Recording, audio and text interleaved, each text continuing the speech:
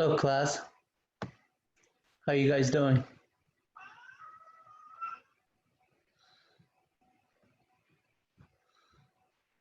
Doing well, thank you. Thank you.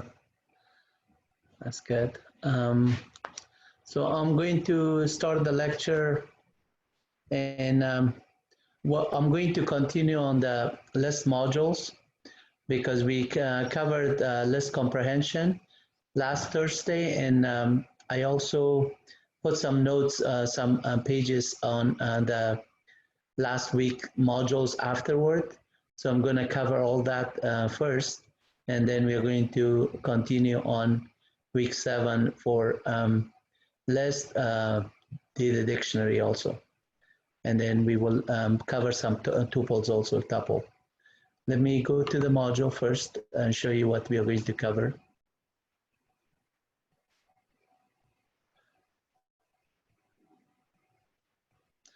See, about 9 people are on with me. So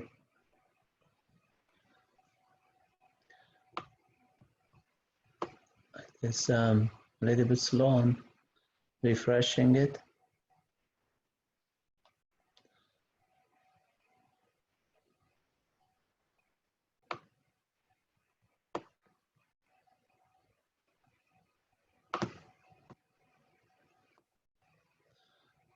See, somebody is on chat.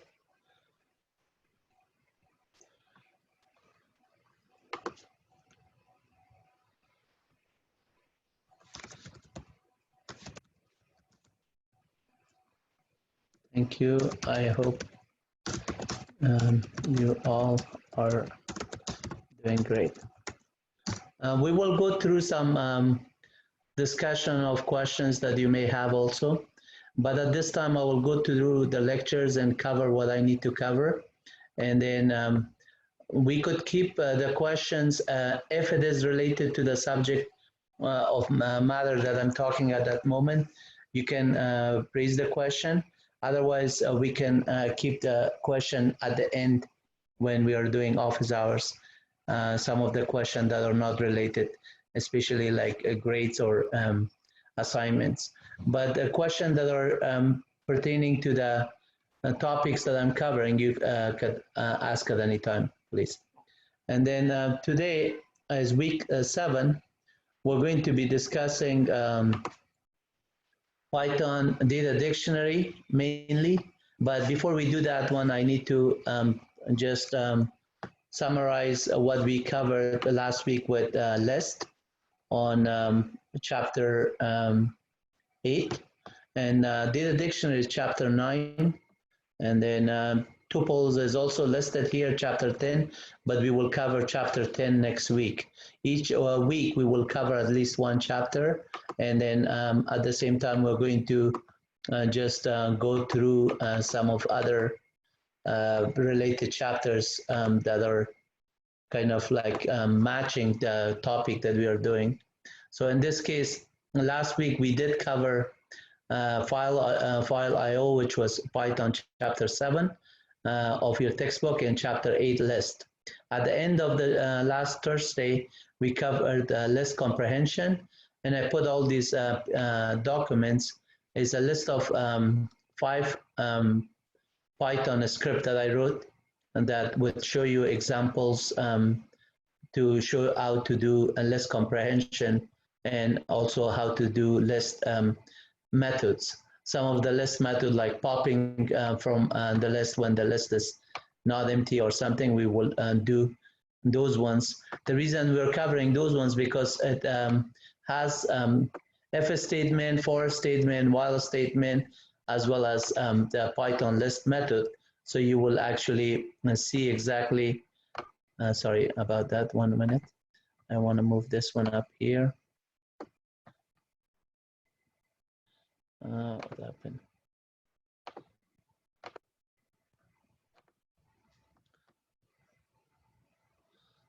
Okay.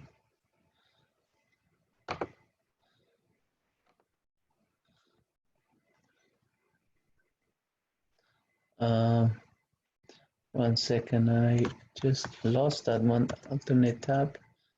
It is there now.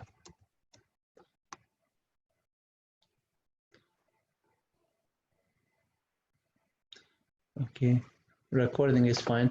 So we will just leave that one as it is. Somewhere it is on the background. What we could do is at this time talk about these ones, list examples. In order to do that one, I could either use Atom or command line or PyCharm. So I have a preference in this case to do PyCharm because PyCharm is going to give you a lot of flexibility to run the code as well as you see the line by line execution of how these statements are executed. And then we can change it and we can run it again and so on. With Atom and Notepad and PyCharm or other VI editorial on Linux, you could do the same thing, but at this time, I think PyCharm is one thing that you could just open and do all the step because it's fully IDE, integrated development environment. So while PyCharm is loading, I'm going to show you in like command line first. So let's say the example list example 1.py. If I want to look at the content of it from the command line, basically I just type in type, which is the Windows command for displaying the content of a text file, type, and then you say list example 1.python, and it shows you this is the Python script. In order to run that one, and instead of type, you just type in Python because it's a dot extension of Py, and then the first line, it has the shebang Python. It knows that this is a Python script, then it's going to execute it. So when you execute that one, let's see, Python, then you will see the list one, which is this list, it gets created initially. Then when we say print the initial list will be printed here. And then print the original list is list one, and list one is part of it is right here, the variable. In this case, as a list data structure. And then after that one, we go to a for item. This for statement for each item, each element, 1, 2, banana, all of that one in the list, which is the entire list, we iterate through that loop. But because we want to compare the length of list 1 greater than 0, we just say if the length is greater than 0, then at this time we are still okay to pop. Otherwise, once it is equal to 0, there's no more element to pop. So at this time, if the length is greater than 0, then the length is not, the list is not empty, and then keep popping. So pop item and then print item. In this case, there's one difference between the two examples. I could show you using a notepad. For example, let's say notepad list example 1.py. Notice that this statement has a while statement here.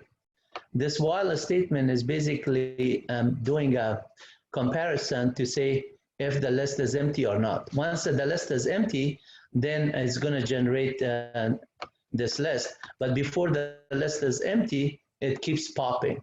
So it pops banana, then pears, then apple, then 5, then 4, up to 1. And then just as it pops, it puts the pop item to this variable, then it prints that variable. The item banana was just popped. So this one is the item, and then p item will be replaced because it's there. You could also use a f function here to do that one, and you could do it this way without a f function if you do the comma separated. So that's a way to just do this one. If you have too many variables, you better use f functions to do that. So right here, it pops it. The reason it pops all the way to the end is because this while statement. This while statement is going to check until this condition becomes false. when this condition becomes false, list 1 is not greater than 0, then at that time it just terminates, which is the end of the loop for the while statement, and then it says the list is empty. If you change this for statement to a if statement, I want to show you the difference. So here, while I'm doing this one, as we pop, we just say, go ahead, print the length of the list 1 is, and then we just say, let's do it with the if statement, length of list 1, and then we just close it like this, and put this if statement here. So that's printing the length of list 1 is a length, and then within the placeholder we make a function called length, and then put the list 1, which is the object that you want to get the length of it. So as we pop, we want to just, before we pop it, we just want to do it, and then in this case we want to do it after we pop, so the length becomes smaller every time. Even though the first time it does go through the while iteration, it will do it, but yeah, actually we leave it here because the first time we want to see the list as the maximum before it reaches that one. So that's the right place to print that statement. At this time, if I just save it and print that same example 1, sorry, I did a notepad, I just want to do a Python. So, and this is the one that we could, it just came out here.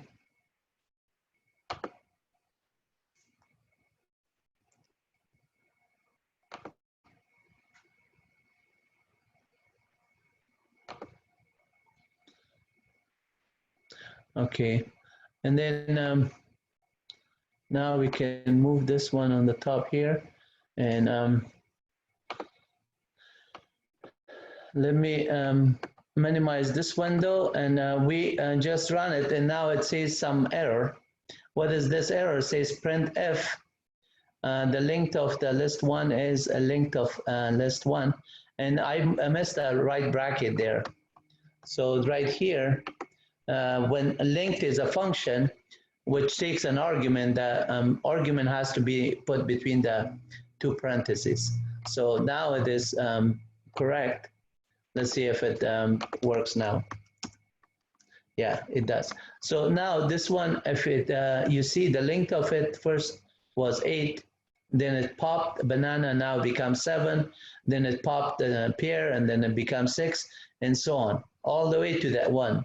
The last element, it becomes 0. If we print the length of it at this time, say, go ahead, print the list, print the list of when it's empty.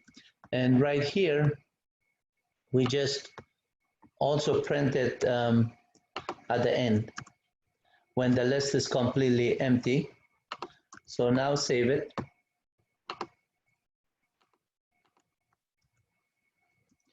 This is a good example to show you a difference between a for statement, a while statement, a if statement, and then in comparison, as well as we are going to do a lot of the functions and method at the same time inside there. One of the method in this case is pop, but other examples, we have more examples to show you other methods. And then the length method that we are comparing here, we could also do list 1 dot double underscore length. We could do the same thing and get the same result. Now this, notice this one, it says the list, the length is 0 at this time. So now if I change this while statement to a if statement, watch what happened. I'm sorry, the length of the list 1. So this one, I'm going to change this one to a if statement. When you do the if statement and save it, this would not work because you have to have the scope of the length to just go iterate throughout this list, which is all the 8 elements that are there. You see 5 is 5 plus 6 plus 7 plus 8. The length is 8 elements. So now if you go iterate with the if statement rather than a while statement, that would be a problem. Most people, when they develop code, sometimes they want to just reach to the end of the loop, but they forget to put the condition they're matching to iterate through the end of the loop. So if we do this one like using if statement, which now shows you the comparison that it did all the way to banana, pear, apple, and then try to do the 5. Then it says the length of the list is 4, but for some reason it just did not go through the end of it because the if statement it lost its scope. Maybe because of this item in the list that is there, we have to change that one to a for statement and everything. But because we're going through that iteration, it's better to just change this one to a while and then save it and run it, and then notice it runs throughout then, because the while statement is going to say while this condition is not there, keep iterating. It is not going to just say the if statement once it reaches to some element like 5 here, which was on this case, it just terminates. Even though that length is greater than, it still was greater, 4 it was still greater than 0. But it terminates because that outer loop for statement was just iterating through the list already. So it did not have any scope to complete the rest of them. In this case now, if we do the the while statement, we already did that one and run it, and it just shows that fine. And also you could change this one to, and instead of saying length, you could just say list one dot the dunder method double underscore length. This is equivalent to the other statement that we had. So you could do that one also here, and then it's the same thing. So whether you put the length of it here or use the dunder method, you could accomplish the same thing. So I'm going to do a length of this and then list one. And because length is a generic method that defines a list, and you can always use that one with every object or every object that you want to get the length of it. So now we run it, it's working. We're gonna just go to PyCharm. We did the example one using command line. Let's go to PyCharm and then open up PyCharm. And then PyCharm, we're gonna do the rest of them using PyCharm. Let's example one, we already did that one. If we run this code on PyCharm, let me just bring this one down a little bit. Okay. If you run this code on PyCharm, and then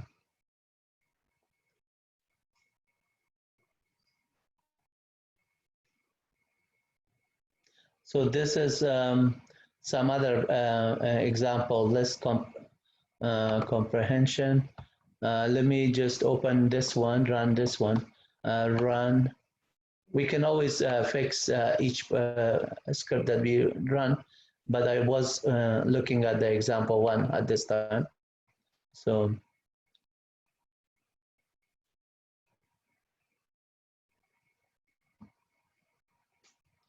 build in, let's see what's happening here. On PyCharm, the same example, are we running this program, lecture, and then the name of the script is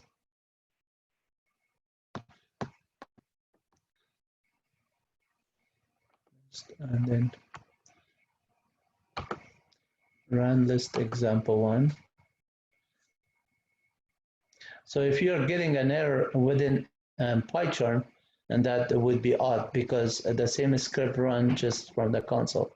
So let's see if there's some variables or something that needs to be declared properly. So right here is a starting, and then it says line 1 module program. So we will look at line 1, then line 392 and open, file name buffer. This is actually running another code. So let me close everything. It looks like it is something in the buffer. So when that happens, because you see the file that says opening some files, and this code is not having anything to use an open statement, you could close the project to see what projects are there, and then start PyCharm with open statement here, and then go through the lectures in this case, and then we're going to go to chapter 8. Chapter 8, and then the first one was example 1.py, this one.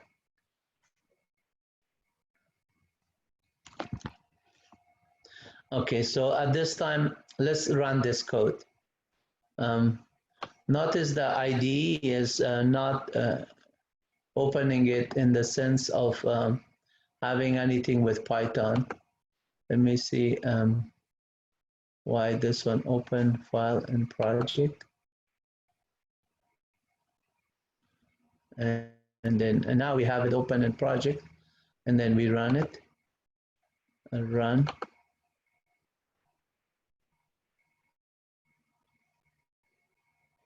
List example 1.py.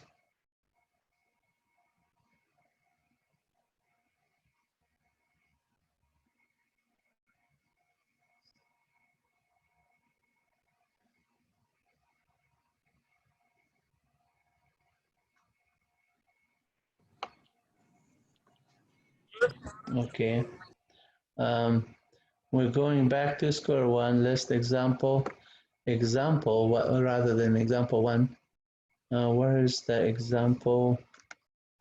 Let me see that this is a list example one. So let me see if inside here we have list example.py. There's no example. So why is this one opening examples?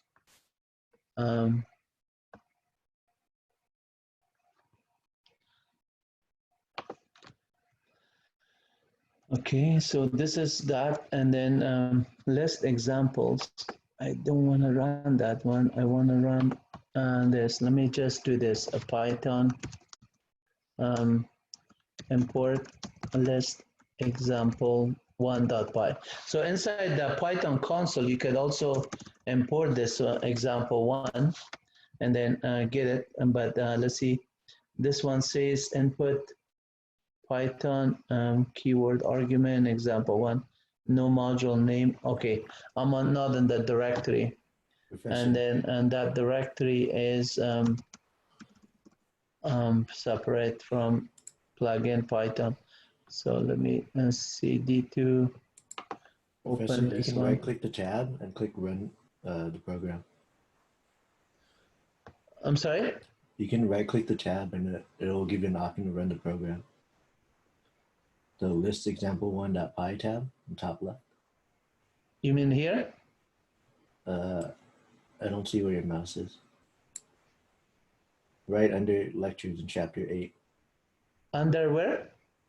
Underneath file and lectures. I thought that this is what I opened it right here. Oh no. Example 1.py. And then you would right click the list example 1.py. Yeah, but it already shows it here. For some reason, because on the right side it says here you see that it is coming to list example one when I already selected example one here. Maybe I did not read it when I selected it. Now Maybe it's list example one. The wrong one. Yeah, I might have clicked on the wrong one. So when I did on the run here, you could do run and then you choose. Maybe I clicked on this one rather than example one at the time. So you're right. I mean, you select the file. When you open it, it's the same thing. So now the file is already open. You could run it. If you click on this one, the last one that you run, it will run it that way. So this is going to run the last code.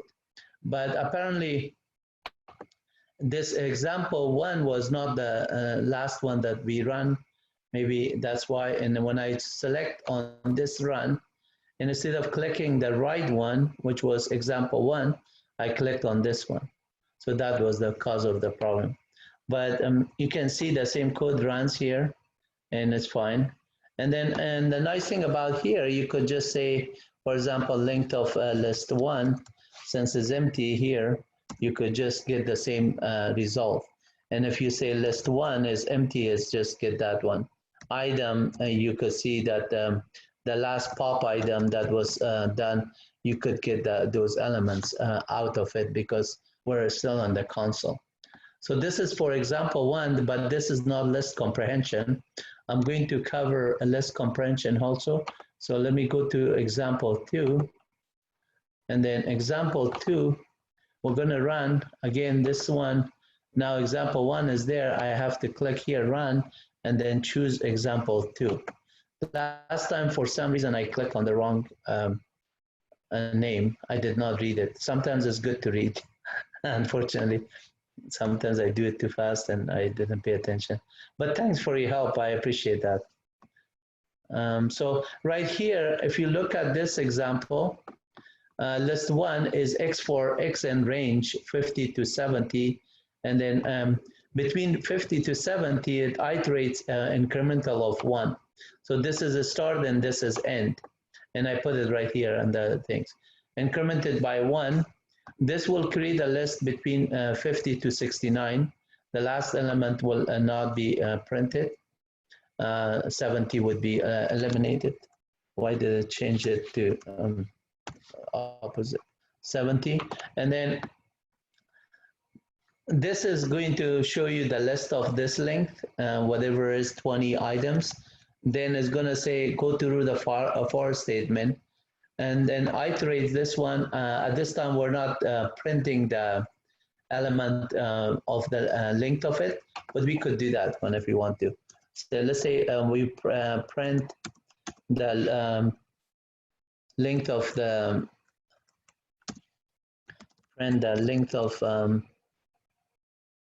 sorry, let's say just F, and then this time we say the length of the list is, and then we just do a call to the function length with list one as argument. And then this time I'm going to close it correctly. So that would be closing it. And then do the same statement at the end. Print this statement at the end when it is all done. So it shows that the length is 0, and this will just show an empty list when it is there. If we run it, since a PyCharm is automatically saved, we don't have to save it. It's automatically saved what's on the memory. Now, and this one is showing that an element is 0, and it does this. As you can see, it the last element 69 was popped first, right here, and then the 68 and 67 and so on, until it reaches to all the elements. So within this while statement, in this case, we're doing the dunder method. Before we were doing length one, and then we're popping this element as we go. The only difference between this list and the other one, this list one is comprehension. So the list one comprehension, and the way list one comprehension, list comprehension works, you have an expression, and then you have a for statement, and then the expression that you're doing, in this case is X, is the variable.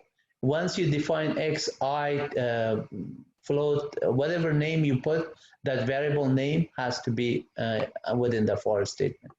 Then if you have multiple variable name, then you have to have multiple name. I'll show you later on today when we do data dictionary comprehension, we will see the difference between the variables and how we declare it. The nice thing about Python and developers is that they are keeping the syntax in consistent way, which means that when you're dealing with list, you are understanding that how I declare a variable because the variable is in a sequential order, And then when you do a data dictionary, how you declare two variable with a separation by colon or comma when it is a function, then all of that makes sense perfectly the way they structure the code. And so a developer could easily memorize the syntax. And Python is very easy code that you could read it once and you understand it the next time. It's you don't have to be exposed to thousands of modules.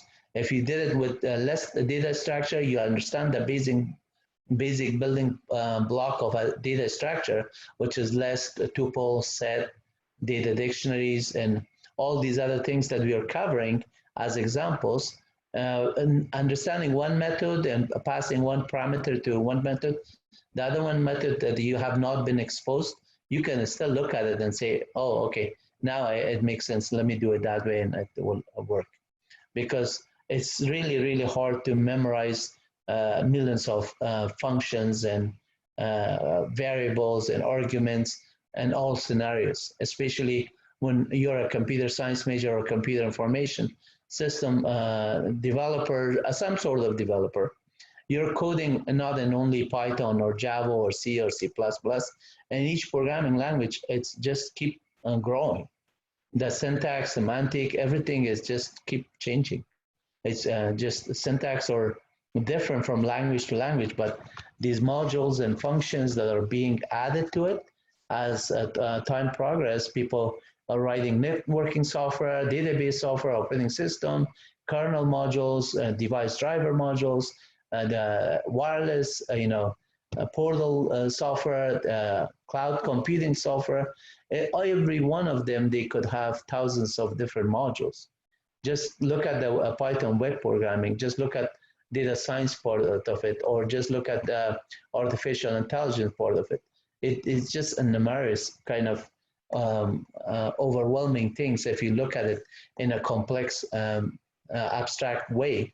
But if you look at it in a simple way, the syntax is very simple. You don't have to memorize each one of them one by one.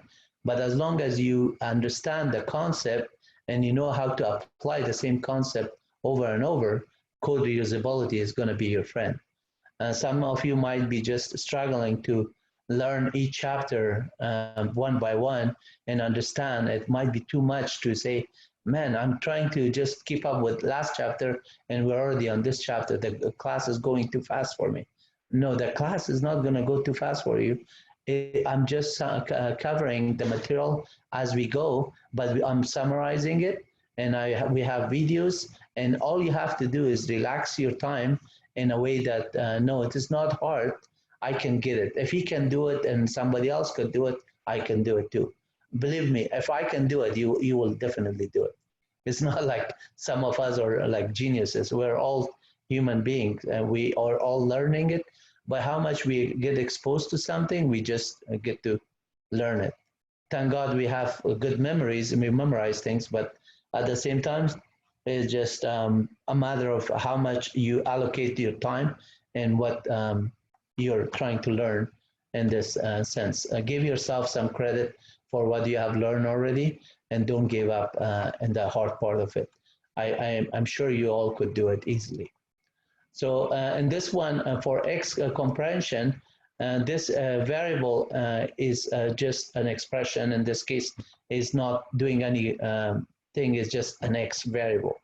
If we were doing X times 2, then it would be an expression that doubles the number X. So in this case, the for statement X and range is a function. So this is the iteration. You could put the word range and then specify 10 in between the things. It will go 0 through 9. If you just do a step over, like a start, end, and then incremental, in this case 50, 71, that the start is 50 and this 70 and incremented by 1, you go in that range, and then it just create a list between 50 to 69, which was right here if you look at the original list right here. This is list 1 up to 69 right here. So that creates it, and then this one, it prints it. It says the list is that, and then it goes the length of it is 20 because between 50 to 70 it has 20 elements. And then this is 0, list sub 1 sub 0. I mean list 1 sub 0, and this one is 50. List 1 sub 1 would be this. List sub minus 1 at the end of it would be 69. So whenever we went through how we find the length of the list and how we iterate through the list. And then run this one. So we already did this run, and the output is there. We showed you what it is, and this one. Let me go to the next example and open up, sorry. We go to chapter 8 here and example 3. Hey, Professor. Yeah. I had a question about the last example that you were just talking about. Okay, you want me to open example 1?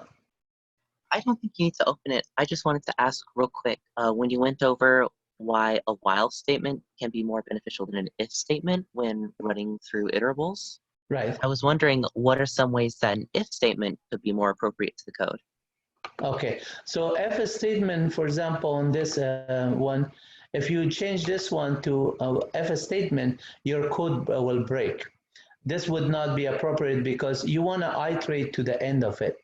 But there are such situations that you say, I want to just exit when the length is greater than 4. And then you want to break out of the loop. Or you say, continue going through the loop. So like, for example, let me just go here. Let's say I go Python here, and I say, create a list 1 is equal x for x and range of 10. So if I just do this one and then print the list 1 is that element, I could say for item and list 1, and then say print item, right? So this one will just print all 1 through 10. But you say after I reach 3, 4, let me just not do that one. I'm going to skip 4. So you could say for item and 1, and you say if item is equal 4, then say 2, 3, 4. Continue. So and then else, then print item. I might have to move this one more column to the right. Yeah. So here we said continue because we didn't want to print 4. So in this case, F is better than while statement because you're just saying when this condition happens, you do this one. Or I could do like this for item and list 1, and then say print only even numbers, right? I could say if item mod 2 equal 0, since that is there, print item. So you could do this one. I'm sorry, I had to do the if. Sorry, let me just do that one again, and then this one, and then the print item. I have to indent it 4 columns here, and then that would do it. Notice this one, it is just mod item mod 2 is 0. It only prints those ones. It iterates within this statement, but however, when this condition is true, only we want to get the result. If you want odd numbers, you just say this one mod equal 1, and then it will print item like this for item and list 1, and then you say if item mod 2 is equal 1,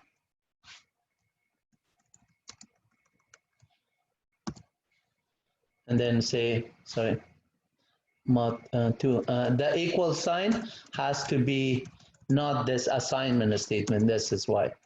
So this is good that you see print item, and then that would print odd. But let's say you decided, say, for item and list 1, you want to just say, whenever I reach 4, I want to just break out of the loop. Then instead of continue, you could say break out. If item equal 4, then break. And then break, and then else you could print the item. That way you could see it prints 1, 2, through 3. So 0 through 4, 3 is printed, but not the item 4. So that this, in this case, the other case, these if statement makes sense. But if a statement, when you're comparing, normally if you're not doing any while loop or for loop, you're just doing if condition to match something. Like if you say if x is greater than 5, then do this. But because x is not defined, it will fail. So now let's say x is equal 10, and then we do if x is greater than 5, and then let's say x is equal 10, if x is greater than 5, then print x, and then that way it will do that one. So this is, if statement is just a condition matching, that you will, a certain condition you has to be true or false, then it is there. So if you just say x is equal 1 and then run that statement of this, print this, now you have to say else print x also. So in this case, print the value is smaller. I mean, I did not check any thing with x, but still it will print that kind of condition. So if a statement is helpful when you're not iterating to the kind of like scope of it, that you still don't need to go all the way to the end of a list or iteration, but you are checking for certain condition. If that condition is happening, you will just terminate or continue or something. And those examples that I just showed you. But a while statement, for statement, it will go from a start to end, depending on whatever it is. That's why it's called a loop. If a statement is not a loop. A for statement and while statement are loops. A loop is normally has a start and a finish.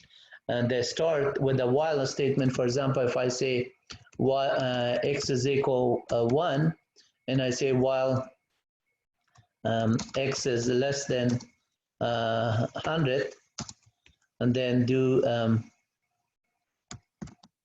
I'm going to say print x, but then I have to make it at some point 100. So in order to do that one, I have to increment x at least by 1. I could do it by 2 to do it faster, and that way only print out the every, in this case, since x is 1 initially, the next time is going to be 3, the next time is 5. So this will just print the odd numbers up to 99.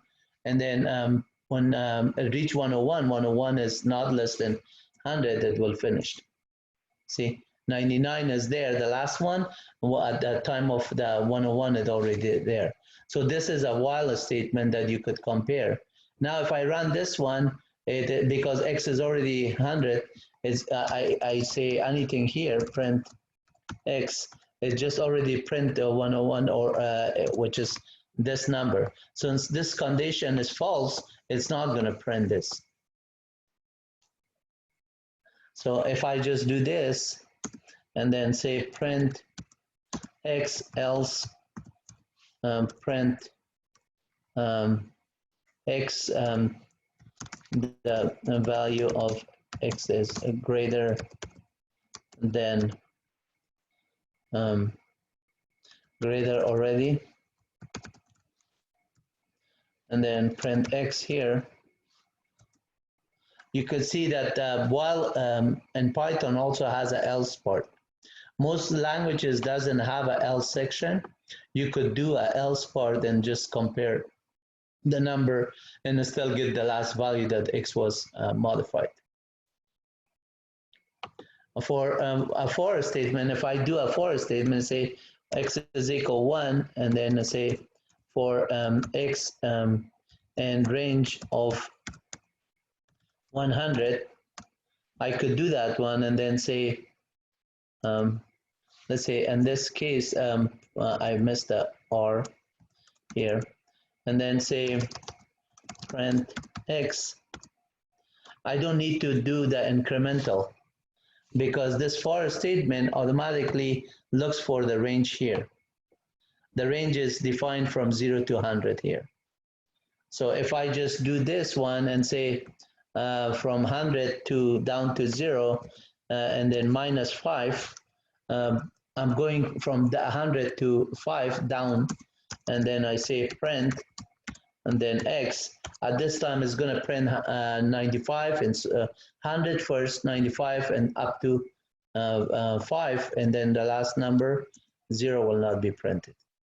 So 100, 95 and down all the way there, and then 5. So for statement and while statement are iteration, if a statement on the other hand is not. I hope that answered your question. Yes, that answered it greatly. Thank you. Great, thank you so much. I want to cover those ones to the great details because this might be your first class, second class, doesn't matter. Once you understand the concept very well, you could apply it on the next section, next lectures and other things. And it's always good to just cover more than just a few examples. And if it is a short answer, like what is linked that does, I'm not gonna just go in detail. But this kind of iteration, because we don't have a specific chapter to cover, if a statement, a while statement, a for statement, we're just heading it on every chapter. And that's a good thing that you could understand the concept between the for statement and while statement. A for statement, by default, it goes iterate, but it's going to go iterate through the list or tuple in this range.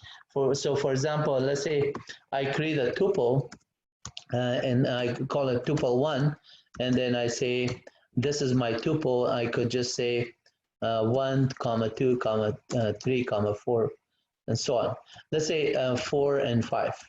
Those one on my tuple 1, and now if I just say for item and tuple 1, then print, this one will be covered when we cover tuple also.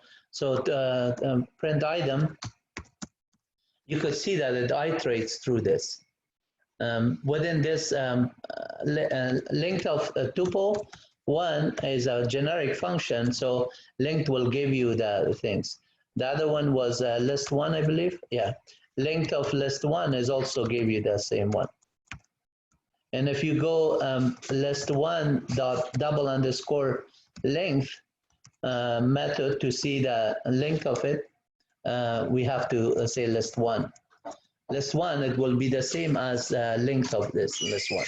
Both of them are there. And then the same thing with T1. So T1 would be that, and then length of T1 is there. And if I create a dictionary called this, dictionary is empty, so length of this dictionary is going to be empty, 0. And then if I create a tuple 2 that is also empty, let's say I just say this empty, and then I say length of tuple 2 is also 0. Same thing with list. A list, to create a list 2 as empty, you just do define it that. Length of L2 is that. And this dunder method is the same thing. So whether you use that or use the length function on the double underscore length magic method would be doing that. So length of, sorry, I missed this one. Rather than length, we need to do L2. L2 and then just get rid of this. So that would be in doing that. Same thing with T2, I believe. So these methods and other ones we will cover on each chapters as we head them. Let's go to example 3 and run example 3. Example 3, this one. So this one is a little bit different because it has more method than just the pop method. So let's go through the scenario of explanation of this one. Here, this one, we are creating a list 1 and 10 to 20, but incremental of 2. So it's going to be the first one is 10, next one is 12, up to the 18, and then it stops. And then this one is a list 2, it's the opposite, 20 to 10 minus 2. So it goes to 20 first, 18, and then up to the 12. The length of it, we have to see the length of both of them has to be 10 elements. And then this one, it extends one list, list 1 with the method extend. So when you create a list, here if you look at the list here, dir of L2, for example, every time you create a list, the extend method and other methods are available. Pop and insert and copy and clear, everything are all there. So one of the method is extend. Extend, it says, how much do you want to extend this one? This list 1 is already there. You want to add to the end of it by extend. At the end of it, it is basically extended. And then with the list 2. So it's a combination of 2 lists with list 2 added to the end of list 1. And then we're adding that one, and then we go through the same iteration. If length is equal greater than 0, within the while statement, we get out of the loop. So in this example, you will see the 2 lists are concatenated with each other. And this extend works like class for 2 lists, to add the 2 lists. So like, for example, here on the command line, if I just say list 1 and then list 2, list 2 is not there. So let me just say list 2 is equal, well, I'm going to create another, let's say x to the power of 2 for x in range of 10 elements there. And then we just do that. And then list 2 is now those numbers. So each number is incremented. 9 to the power of 2 is 81. So this is basically x, and this is x squared. Y is equal, the function when you're running y is equal x squared, that is basically x squared, that to the power of, and Python is the power of is this. If you import the math module, this could also say math.pow of 2 to the power of 5, like that. But because I did not import it, if I just do this one, it says that math does not this. If I just say import math, then I just do this one, it will just say 2 to the power of 5 is 32. So in this case, if I want to do list 1 and list 2, list 1 is there, list 2 is there. Now, if I just want to extend this one, list 1 dot extend list 2, the content of list 1 and list 2 are appended together. Notice that the methods that are available for list, there's like all kind of things that you could do. And then you could do list 1, print, let's say from 0 to 5, that many of them. Or you could do from 0 to -1, which is the end of the loop, all of them. 0 to -1 for list 1, and then since list 1 is -1 is actually -2 would be 49, up to 49. So if I want everything, then I have to leave this one blank. or I could do length of list 1. Length of list 1 is the same. How about the dunder method? Can I just pass it on as list 1 double underscore length double underscore? And that's the dunder method would be the same thing. So whether you use the length method or that, you could do that. List magic. So how flexible Python is and how easy it is to just memorize something and apply it so many places there. That's nice. And then so the extend method, we did that one. If I want to just copy a list, for example, say list 1 is there, and then I say list 3 is equal list 1. Notice that this one is just a duplicate copy of this. List 3 now is pointing to the same element list 1 has. So if I say ID of list 3 and ID of list 1, notice that both of them have the exactly same storage address. Basically, it says that in memory, they are identified as exactly copy of each other. So if I change list 3 sub 5, let's say, and I change that one to Wahid, then all of a sudden list 3 is the same modified as list 1, because I'm looking at the memory, this ID of them are the same. So by modifying list 1 sub let's say 10 is equal Lutfi, and then say list 1 now is modified and list 3 is modified. But notice I'm going to make another list 5, and I'm going to say list 1 dot copy. So this is different. This is copy. So now I just created a list 1 copy of that one. Now ID of list 5 is not the same as list 1. And it's not the same as ID of list 1. This is a shallow copy. They call it shallow because I am not, it's a pointer. It's an alias to the same data structure, but it is not a copy of it, a copy of it in memory.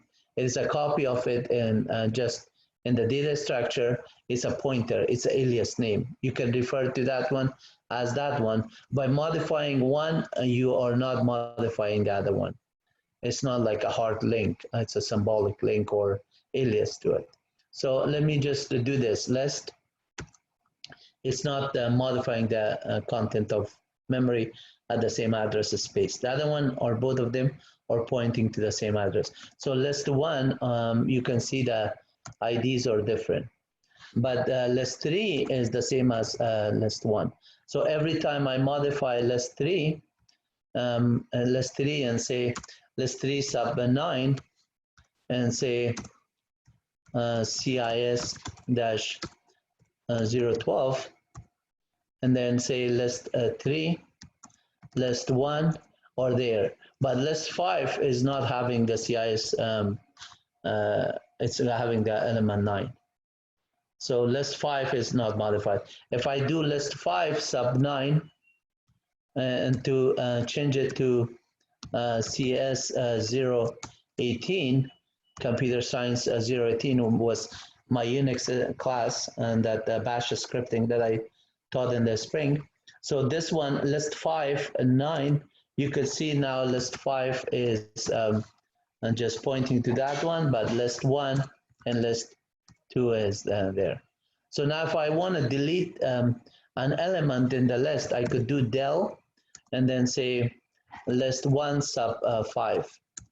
If I want to just delete list 1 sub 5, now sub 5 was number 5, it deleted. And then if I want to just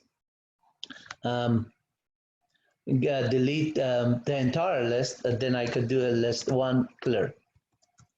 And then list 1 now is empty, list 5 is still the same, list 3 is also empty.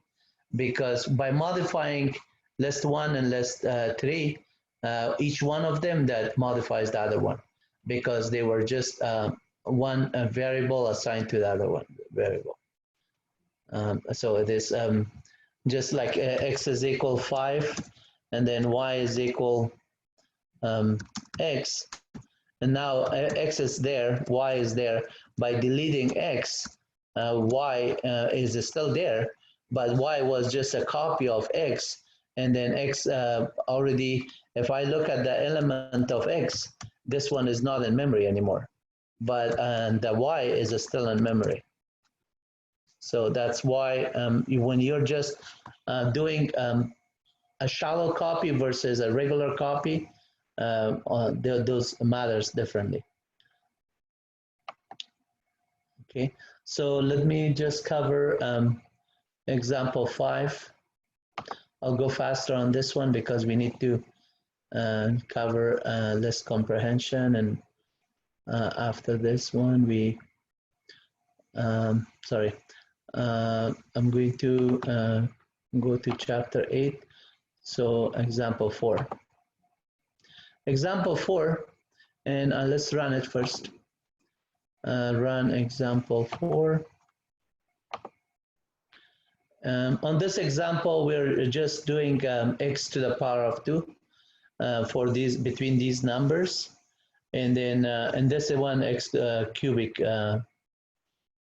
so x to the power of 3 between those numbers, 21 to 110, and then a minus 10 decremented.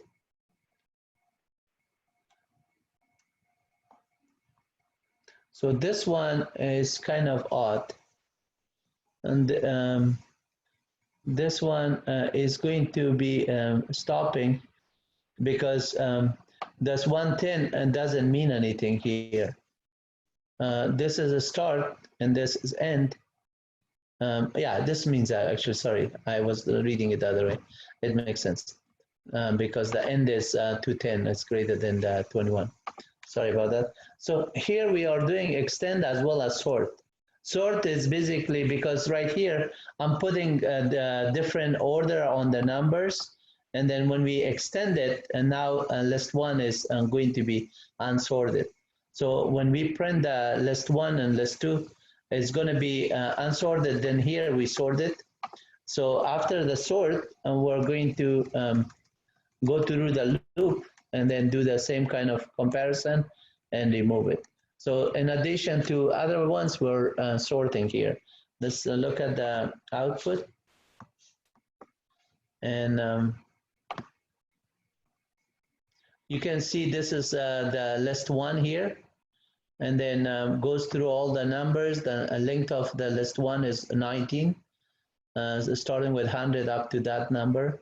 And then list 2 is empty originally, and then length of list 2 is 0. And then the combination extended to list, or list 1 and list 2 is this. And then we just keep popping, and then until we are done. And let's see the sorted, after sort. So here I'm extending it as well as sorting it together. So right here, when it prints it, you can see it's sorted. 100 is less than 400, so ascending order until to the end of it. And then there's reverse sort. You want to do descending order, you can do that too.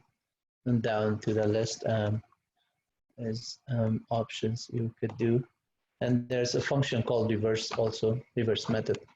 And so let's do the example 5.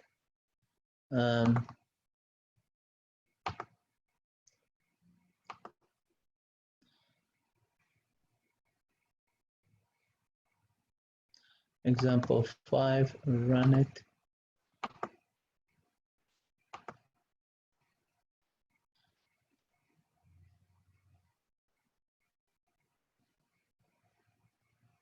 Okay, on the output of example 5, you can see that we get the original list as those big numbers, and then the length is 32. The second list is empty again, and this time there's extended, it's sorted, and then after removing duplicate elements. So in this case, I'm converting a list to a set, because a list that has duplicate elements, you can see here 100 and 100 is twice on this list, and then some other numbers might be duplicated. I want to remove those ones. So and when I remove it, I'm just doing it with statements right here where it says extended first, appended. So now at the end of the list, I want to duplicate some numbers. So 100 was already there. I'm going to append that one to the end of the list, 100. So then I sort it. Then when I sorted it, prints 100 and 100 together next to each other. And then at this time, I have to get rid of the duplicate element. In order to do the duplicate element, whatever is on my list here, after the sorting, I put it into a set, and then just do another conversion. So a set does not have duplicate element. I just convert it to a set to get rid of the 100 that are duplicated, only get the unique 100, and then convert it back to list and back assigned to list 1. So let me show you that as an example on the command line, on here. So I'm gonna do os.system clear screen. So import os and then os.clear. Okay, so list 1 is empty. Let's create a list 1 again, and we just say x to the power of 5, and then for x in range of 10, between 1 to 9, just every number that is there, raise it to the power of 5. So list 1 now has this big numbers, and the first one is 1, and then 1 is 2 to the power of 32, 5 is 32, and 3 to the power of 5 is 243, and so on. So now we have this list. I want to just add some more elements. So if I say list 1 dot append, and I want to just add another 32 to it, and now list 1 is duplicated. At the end, it has 32. And then I want to just add another element to say put 243. So now list 1 has 243 and 32 are duplicated. So if I just say list 1 dot sort and then run list 1, now it is sorted, but you can see these two elements are duplicated. In order to get rid of this duplicate, what you do is you convert it to a list. So say to a set, sorry, not to a list. So you say my set, let's call it S1 for list 1, set 1. In this case, set 1, we're going to set list 1. So now S1 is exactly the same thing except not duplicate elements there. But notice that this one is braces around it, and this one is bracket. If I type in list 1, there's one more difference that I said exactly. It is one is not having duplicate, the other one is the data structure. One is a list, the other one is a set. So if I just want to get this one back to a set, I could have just done the same thing. Say list 1 is equal, and then let's say I'll call it list 2 in this case to show you the difference. List 2 is equal a list of S1. Now I convert it back to list 2, but list 2 this time is a list, and it does not have duplicate element. So in order to accomplish this task in one command, you just have to convert it here again. So you converted list 1 to a set. Now you get rid of the duplicate, then you convert it back to list. Now you get rid of both of them, and now set 1 is already there. But notice set 1 is now as a list. Even though I call it S1, just could be a string one, or one is not a good variable name. I could have just named it like this and then call it back to list one, and then now type list one is accurate, and then list one is there, and then no duplicate, and it's a list. So by converting it from one data set to another data set, you also get rid of the duplicate, because set does not allow duplicate elements, and list does, but converting it back to list, you just get your list converted that way. And you could write another empty list, say if the list is already in my list, then don't add it, otherwise just add it. You could do that one, but this is a very easy way to do it. And I would show you that as an example, but I need to cover more on other ones. Let me see first on chapter 8. What is this list examples? This one was actually something that we were covering here. Yeah, right here. So like if I just run it with this FS statement, this would error out. Maybe the other day when we did it, and look at this one. If I just run it,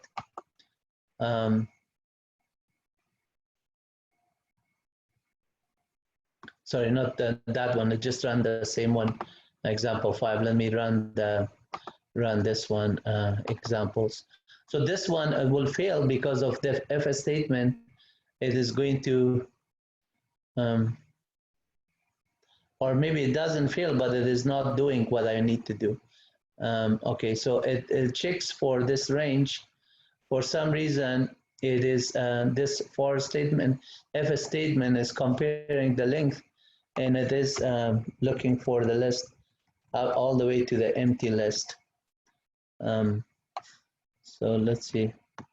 And then you can see this one, the only difference between this one and the other one, even if I do 3,000 this and run it, it's gonna go all the way there within that FS statement, because the for statement doesn't lose the scope of it.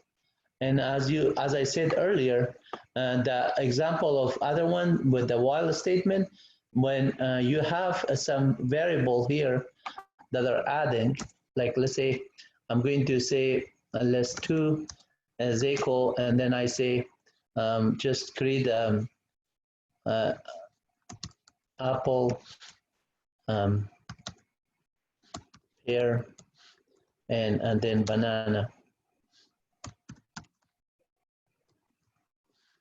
This one within the for statement, we may lose that if I say my list dot append dot extend, and then we do list 2. So if we do this one, print my list, and then I'm just going to change this one to my list, and then when we do this one, if we run it, this time if it bombs out, it's because the two list that, yeah, see that print my list, and that you mean my list. Okay, let me, yeah, the print statement has to be between the brackets, so that is a typo there. We can correct that one. The previous version 2.17, you didn't have to put it within bracket. So this one, it still did it, work on it there. For whatever reason, that other while statement was not showing within the iteration. Let's try to get rid of this one to see if start to end is somehow get confused.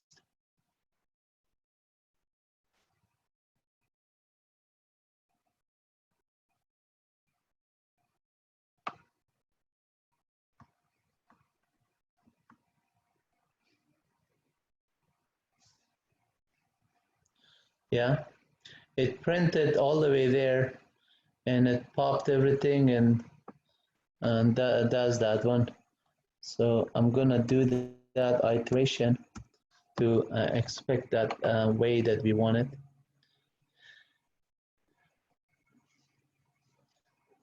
Okay, and then the list is empty. So that range that we want to do in this case, it could make a big difference. Or if you just say do it to certain numbers or do it from start to end and everything and there. So just cover it up to 30 and let's see, and that is a shorter number. We can see the output better. And let's look up here. So they started with this list and appended that one, 0 through 27, and then it popped those ones. And as we pop, we could just say the item that was popped here. You could just say if there, and then item, let's say P item, and then we just say pop item, and then we say another print statement here, print F the item, and then between this P item was and just popped. And that would print that one. But at the same time now, this is just gonna give an output of what items were popped every time that it pops it. So until the end of it, banana was popped and then it's empty now. So banana was the last element in the list. It popped all of them. 0 just popped and so on from the list. And then this one, my list.pop, it actually started from this way all the way there. Normally, when you do a pop, it is last in, first out, LIFO. So in this case, it is showing that item that was popped, I start from the first in, first out, FIFO. My list.pop. Yeah. If I change this one to a while statement,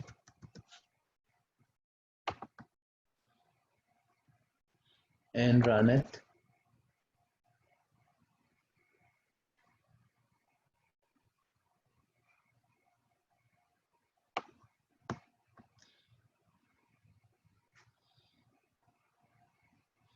so notice this one, it says the item banana was just popped when and then it was already 0 because this while statement iterate throughout the loop already really fast. Let's say list here and then run it with the while statement.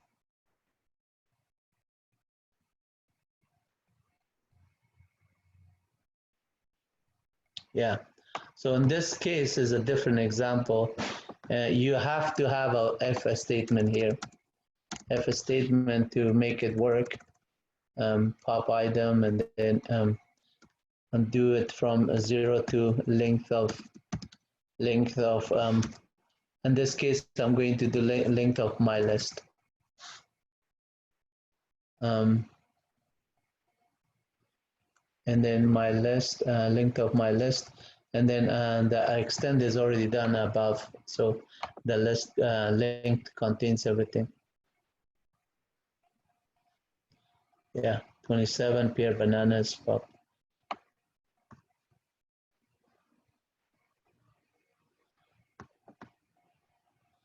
Because we're doing an iteration with the for statement, the for statement is going to look at the start of the element first.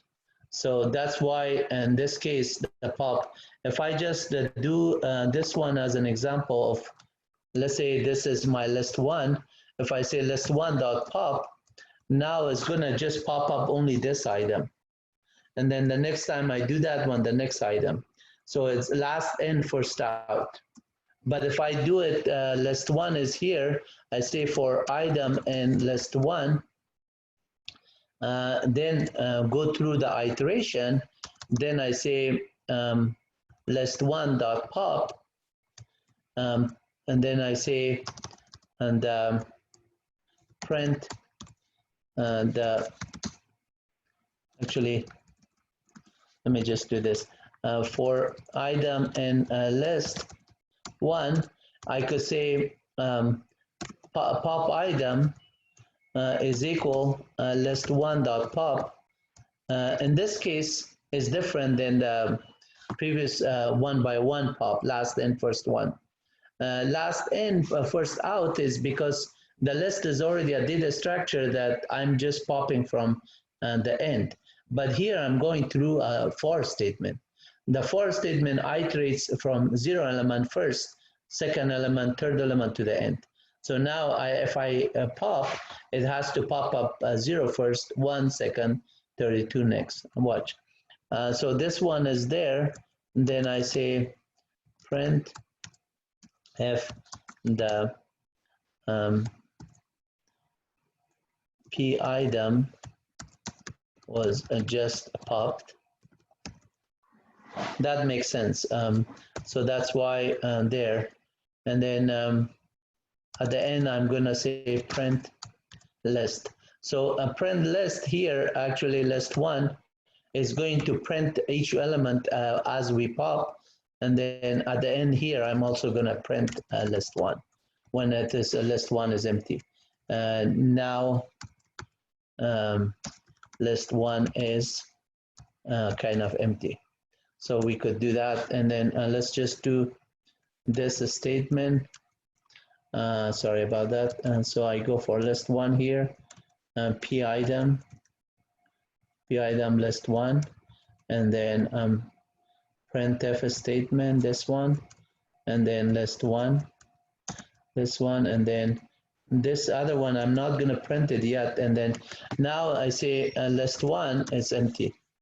Notice that because when you're in the interpreter, you cannot do indentation. This would give you syntax error. But here, you could go through the loop, and then once you're end of it, you can do the list one printout and the list one value here. So list one now has these elements. But notice that within the for statement, I'm doing this, and I did not look for the iteration. So it pop up this one, this one, this one.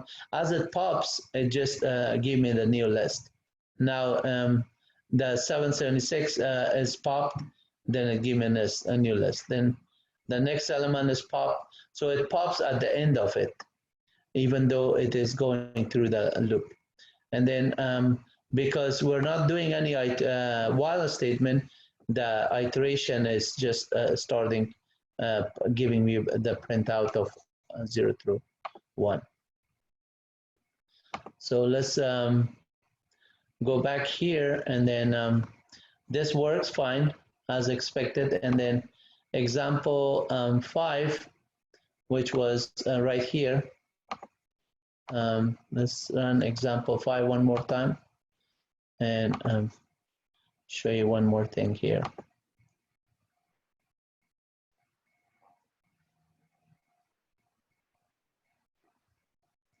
And then this one, you can see that it goes last in, first out, last in, and then first out. So that is popped out, popped out, popped out, and all the way to the end of it until 100 is done. And once 100 is done, it will just say list is empty. Why is that one working differently from last in, first out? Is because of the way that we did the if statement, while statement, for statement within the scope of it. And we also are comparing this length there, as well as this list is not just under range. If I change this one to a range and then run it,